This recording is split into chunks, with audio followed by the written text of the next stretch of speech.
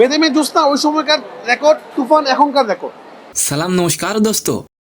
হল মালিকেরা জানিয়েছে তুফান সিনেমাটি যে সেল দিচ্ছে তা গত 20 বছরেও কোনো বাংলা ছবি দিতে পারেনি। এখন অনেকেই ভাবছেন তাহলে কি তুফান সিনেমাটি বেদের মেয়ে জোসনা রেকর্ড ভেঙে দিল। আর এই বিষয়টি নিয়ে মুখ খুললেন রায়ান রাফি। তো কি অবস্থা, কেমন আছেন? আমি নিয়ন ব্যবহার করেছি। আজকের ফার্স্ট নিউজটি থাকবে তুফান কি তাহলে বেদের মেয়ে সিনেমাকে ছাড়িয়ে গেল। আর সেকেন্ড নিউজটি থাকবে তাহলে কি পরিচালক রায়ান রাফি তোমাকে বিয়ে করবেন। উনি একজন ভালো অভিনেত্রী, মেয়ে বন্ধু।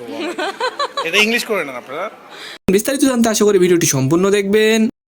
তুফান সিনেমা মুক্তির পর থেকে বাংলা ফিল্ম ইন্ডাস্ট্রিতে জোয়ার বইছে। তুফান সিনেমা রিলিজ করার আগে অনেকে বলেছিলেন তুফান সিনেমাটি বাংলা সিনেমায় পরিবর্তন আনবে, আর ঠিক তাই হলো। তুফান ঝড়ে সারা দেশে সিনেমা হল লন্ডভন্ড হয়ে গেল। তুফান সিনেমার ইনকাম সম্পর্কে রাফি তার ফেসবুকে একটি পোস্ট করেন, যেখানে রাফি লেখেন রেকর্ড ব্রেকিং কালেকশন, 25 বছরের সকল সেল রিপোর্ট ব্রেক করে তুফান এখন 1 নম্বর। এখন অনেকেই ভাবছেন তাহলে কি বেদের মেয়ে জোসনা রেকর্ড ভেঙে দিল তুফান সিনেমাটি। আগে বলে রাখি বেদের মেয়ে মুভিটি মুক্তি পায় 9 জুন 1989 সালে। বাজেট ছিল 20 লাখ আর ইনকাম করেছিল 25 কোটি। আর এই বিষয়টি নিয়ে রাফি বলেন বেদের মেয়ে তখনকার সময় রেকর্ড আর তুফান বর্তমান সময়ের রেকর্ড। আর এবার আলোচনা করবো তাহলে কি রায়ান রাফি তমা মির্জাকে বিয়ে করবেন। আনন্দবাজার অনলাইন পত্রিকার একটি সাক্ষাৎকারে সাংবাদিক রাফিকে প্রশ্ন করেন চলতি বছর নাকি রাফি তোমার বিয়ে হচ্ছে।